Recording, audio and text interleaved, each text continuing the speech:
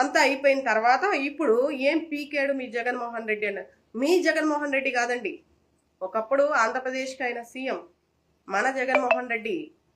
ఇప్పుడు నాకు ఒక్కడికే ఆయన సీఎం కాదు ఒకప్పుడు. ఇప్పుడు చంద్రబాబు నాయుడు గారు మీ సీఎం అని నేను అన్ను, మన సీఎం.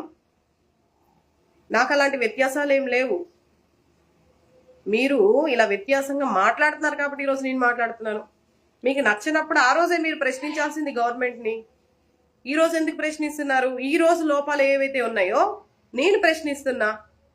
నాకు ఇబ్బంది కలిగింది కాబట్టి నేను మాట్లాడుతున్నా. ప్రజలకు ఇబ్బంది కలుగుతుంది కాబట్టి, నా పక్కన ఉన్న వాళ్ళకి కలుగుతుంది కాబట్టి ప్రజల పక్షాన నిలబడి నేను ప్రశ్నిస్తున్నా. ఉన్న లోపాన్ని చూపిస్తున్నా. బాగా జరిగిందంటే నిజంగా శభాషని నేను పొగుడుతా. నేనే కాదు, ప్రజలందరూ పొగుడుతారు. దానికి మీకేంటి వచ్చిన బాధ?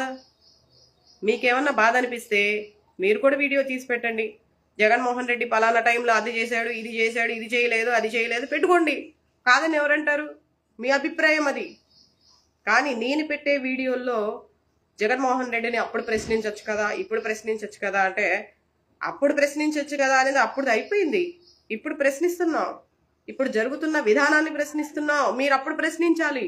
ఇప్పుడు మమ్మల్ని మీరు ప్రశ్నించడం కాదు. మీకు నచ్చినప్పుడు, ఏ ప్రభుత్వం అయితే ఉందో పాలన నచ్చినప్పుడు అప్పుడు మీరు ప్రశ్నించాలి.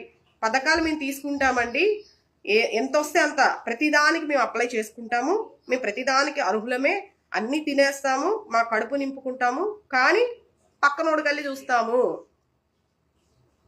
కానీ మేము తింటాము. కానీ తప్పు మటుకి జగన్మోహన్ రెడ్డి ఏమీ చేయలేదు, ఏమీ లేదు. ఈరోజు ప్రజలందరికీ తెలుసు జగన్మోహన్ రెడ్డి గారు ఏం చేశారో ఏం చేయలేదో. మీరు అన్నారు కదా ప్రజలందరూ కూడా పక్కన పెట్టేశారని.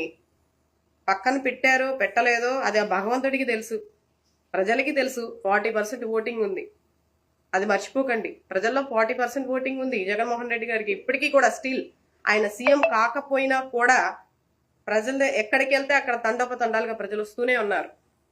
మరి ఏం మిస్టేక్స్ జరిగినాయో, హిందూపురంలో ఒక్క ఓటు రావడం ఏంటో, లేకపోతే ఇలా కొన్ని జరిగాయి కదా. ఇవన్నీ కూడా ఏంటనేది ఆ భగవంతుడికే తెలియాలి. నేనేంటనేది కూడా నాకు నా మనస్సాక్షికి తెలిసినా నేను చెప్పడం కూడా నాకు ఇష్టం లేదు. ఏదేమైనా అధికారంలోకి కూటమి ప్రభుత్వం వచ్చింది. కూటమి ప్రభుత్వం వచ్చినప్పుడు ప్రజలందరికీ ఇప్పుడు ఒక శక్తి కాదు 3 శక్తులు కలిసిన ఒక ప్రభుత్వం వచ్చింది. అప్పుడు ఉట్టి ఒక్క జగన్మోహన్ రెడ్డి ఉన్నది, కానీ ఇప్పుడు 3 ఉన్నారు. మరి మీరు తలుచుకుంటే ఎంతైనా చేయొచ్చు. మరి మీరెందుకు మోహన్ చాటేసి తిరుగుతున్నారు? మరి పీకే గారి ఫ్యాన్ కదా మీరు, అభిమాని కదా. మరి పీకే గారు ఎందుకు రాలేదు వరద బాధితుల దగ్గరికి? అదేమన్నా అంటే మాకు ఫ్యాన్స్ ఎక్కువ ఉన్నారు, ప్రజల్ని ఇబ్బంది పెట్టడం ఇష్టం లేదు అని.